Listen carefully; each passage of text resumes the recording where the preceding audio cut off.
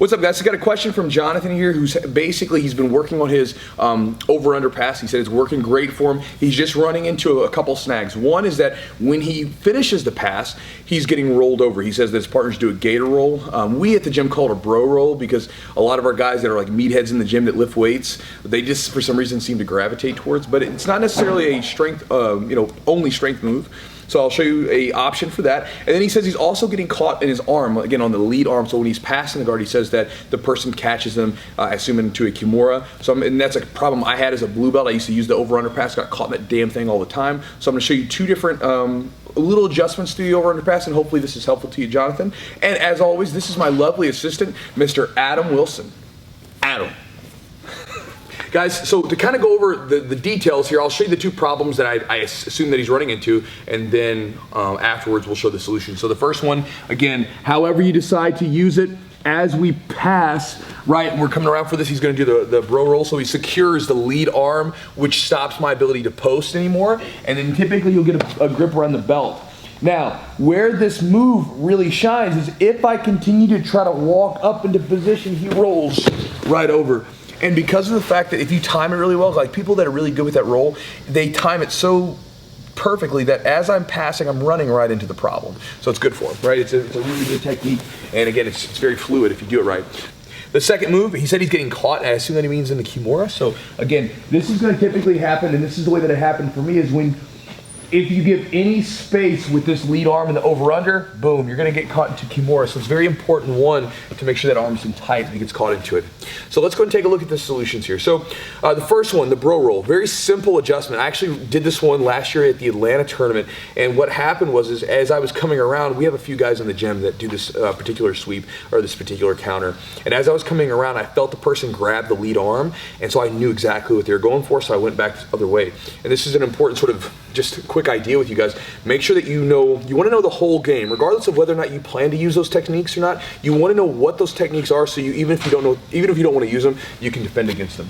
So from instance here, again, I get my pass here.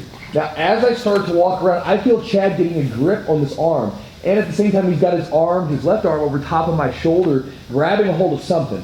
There's no question in my mind what he's going for. He's going for that damn roll. So what I'm going to do is instead of walking right into what he wants, I recognize that early, so I'm going to stay on my toes, and I'm going to walk back towards the hips here.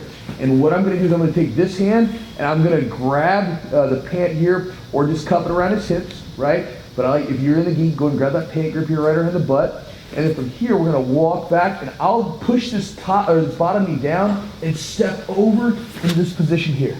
Now, what this does is Chad is no longer in the optimal position for this roll. And at the same time, I'm in a really strong passing position.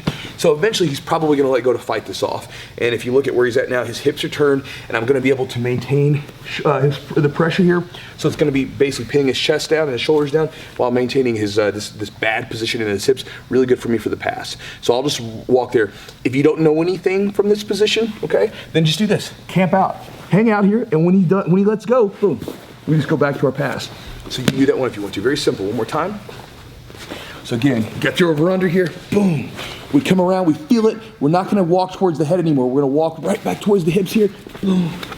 Into position here. Keeping those toes active, driving in. If you don't know anything from this, simply keep everything tight. Walk back around to side control, and we can take that. Now, the Kimura. This one, the traditional way that I've shown it, or I've seen it, is the grabbing of the inner thigh. That's what most people show. That's what I show it sometimes too. It works really well for some people. For me, I have a different option that I like. So I particularly remember doing this against, or getting caught in this when I was a blue belt, and I was doing some training with some MMA fighters. And what would happen is like positionally, they weren't very strong, but they would see an arm or a leg or something, and they would just dive for the submission, go for the finish. And so I was getting caught in this a lot, because what I would do is I would get the pass, and a lot of times this leg would get stuck here. So I would try to use my hand to push, which is not necessarily wrong, but you just got to understand the risk here, because now he can get a grip. Anytime, even if you're not doing that, anytime our arm allows space, this Kimura is an option, okay?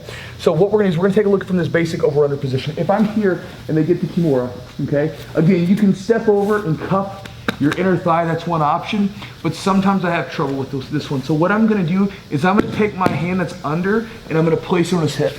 And then from here, I'm gonna drive my shoulder into his chest and his face, and I'm gonna touch my chest. Now what I do is this. One, this puts a lot of torque on his shoulder. There is a submission here, which I won't talk about right now, but if you're just trying to break this grip, a lot of times this will do the trick because he literally is putting him into basically a Kimura wrist lock type position. So again, if they get here, they get the Kimura on you, they got the wrist locked, okay? What I'm gonna do is you might start by hugging your inner thigh. I'm gonna put my hand right here on the hips. I'm gonna drive up here into his chest, driving my shoulder right into his face, and I'm gonna touch my hand on my chest here. And then from here, I can really arch my back, and typically you can break out of this. And again, this is one that I used in a tournament last year where the guy got it and I just immediately brung this thing up, and you see what's happening. He has to let go, boom. Now I can go right back into position to try to pass, okay? So again, I know it's a little tricky. Try it out, do it very slowly just to see if you can get a feel for it. Let your partner put you in a Kimura, right? And then drive your shoulder into the face, grab your chest, post, and arch your back here, okay? So, Jonathan, a little bit long on the video, but hopefully those two little details will help you with your over-under pass. Those are two problems that I've run into as well, and these are fixes to them, so hopefully that, these will help you. And also look at it, the over-under pass is one of those passes, it's incredibly effective, but there are a lot of counters to it. So one of those things is if you continuously run into a particular problem, make sure that you sort of see what the person's doing, and then you can kind of, damn fly.